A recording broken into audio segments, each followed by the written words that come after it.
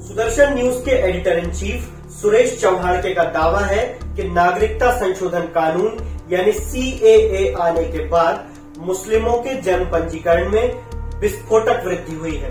इस वृद्धि को जन्म पंजीकरण जिहाद बताते हुए चौहाड़के ने अपने कार्यक्रम बिंदास बोल में कुछ आंकड़े पेश किए, लेकिन ये सभी आंकड़े भ्रामक हैं। अब हमने ये सच कैसे पता लगाया, बताते हैं। सुरेश चौहाड़के ने सवाल उठाया है कि जब देश भर में अस्पताल की बजाय घर में जन्म लेने वाले बच्चे 25% हैं, तो फिर मुस्लिम समुदाय में 75% बच्चे घर पर जन्म कैसे ले रहे हैं। चौहाड़के ने इस आंकड़े का सोर्स स्वास्थ्य मंत्रालय के सर्वे को बताया है। क्या ये सच है, जानते हैं। केंद्रीय स्वास्थ्य मंत्रालय हर साल स्वास्थ्य से जुड़े आंकड़े एक सर्वे के माध्यम से जारी करता है, नेशनल फैमिली हेल्थ सर्वे। इस सर्वे की चौथी रिपोर्ट यानी NFHS4 के मुताबिक ये आंकड़ा सही है कि देश भर में 25% बच्चे अस्पताल की बजाय घर पर जन्म लेते हैं, लेकिन ये आंकड़ा बिल्कुल गलत है कि 75% मुस्लिम समुदाय के बच्चे अस्पताल की बजाय घर पर जन्म लेते हैं। NFHS4 के मुताबिक हिंदू समुदाय के 80.2% बच्चे अस्पताल में जन्म लेते हैं, यानी लगभग 19.8% बच्चे अस्पताल की बजाय घर पर जन्म लेते हैं। मुस्लिम समुदाय की बात करें तो 69.2%, 69.2% बच्चों का जन्म अस्पतालों में होता है, यानी 30.8% बच्चे मुस्लिम समुदाय के घर पर जन्म लेते हैं। गौर करने वाली बात यह है कि ये सभी आंकड़े साल 2015-16 के हैं, यानी 5 साल से भी ज्यादा पुराने। हालिया रिपोर्ट यानी NFHS5 मंत्रालय ने जारी तो कर दी है, लेकिन इसमें अभी सिर्फ 22 राज्यों के राज्यवार आंकड़े हैं। देश भर में अस्पतालों और घर पर जन्म लेने वाले बच्चों के अनुपात का 1% इस रिपोर्ट में नहीं दिया गया है, जैसा कि NFHS4 में दिया गया है। NFHS5 की रिपोर्ट में धर्म के आधार पर अस्पताल और घर पर जन्म लेने वाले बच्चों के अनुपात का आंकड़ा भी नहीं है। साफ है, सुरेश चौहाड़के का ये आंकड़ा मनगढ़ंत है कि मुस्लिम समुदाय के 75% बच्चे अस्पताल की बजाय घर पर जन्म लेते हैं। चौहाड़के का दावा ये भी है कि CAA के बाद मुस्लिमों के जन्म पंजीकरण में 200% की वृद्धि हुई है। इस आंकड़े का गणित समझने के लिए हमने वह पूरा शो देखा जिसका टीजर ट्वीट करते हुए सुरेश चौहाड़के ने ये दावा किया है। पूरा शो देखने पर पता चला कि चौहाड़के के पास देश भर का कोई आंकड़ा है ही नहीं। वे तो सिर्फ प्रयागराज में 2 दिनों में हुए जन्म पंजीकरण के आधार पर ये दावा कर रहे हैं कि मुस्लिमों के जन्म पंजीकरण में 200% की वृद्धि हुई है। ये 2 दिन हैं 28 अगस्त 2018 और 10 जनवरी 2020।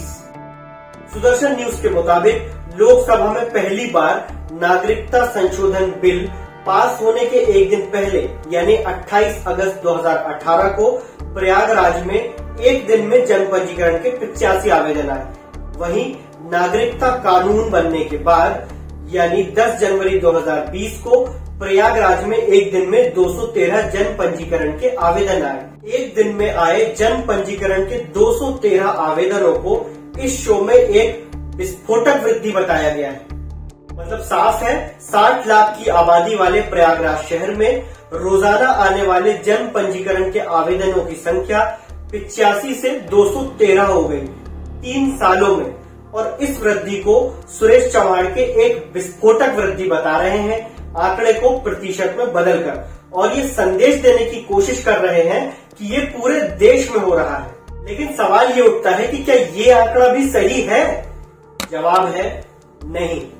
उत्तर प्रदेश से ऐसी कई खबरें सामने आई हैं जिनके मुताबिक CAA आने के बाद मुस्लिमों के जन्म पंजीकरण में बढ़ोतरी देखी गई है, लेकिन किसी भी रिपोर्ट में मुस्लिमों के जन्म पंजीकरण में बढ़ोतरी का प्रतिशत नहीं बताया गया है। जिस प्रयागराज के हवाले से सुरेश चौहाड़के जन्म पंजीकरण जिहाद का दावा कर रहे हैं, उस प्रयागराज नगर निगम के अधिकारियों ने ही धर्म के आधार पर जन्म पंजीकरण का डेटा देने से इनकार किया है। प्रयागराज नगर निगम के प्रभारी स्वास्थ्य अधिकारी उत्तम कुमार वर्मा ने हिंदुस्तान टाइम्स से बातचीत में कहा कि जन्म प्रमाण पत्र के रजिस्ट्रेशन में बढ़ोतरी हुई है, लेकिन धर्म के आधार पर ऐसा कोई डेटा मेंटेन नहीं किया जाता जिसके आधार पर सटीक आंकड़ा दिया जा सके। साफ है कि मुस्लिमों के जन्म पंजीकरण में बढ़ोतरी का कोई आधिकारिक आंकड़ा है ही नहीं। जब प्रयागराज नगर निगम ही आंकड़ा देने से इनकार कर रहा है तो सुरेश चौहाड़के को कहां से मिला?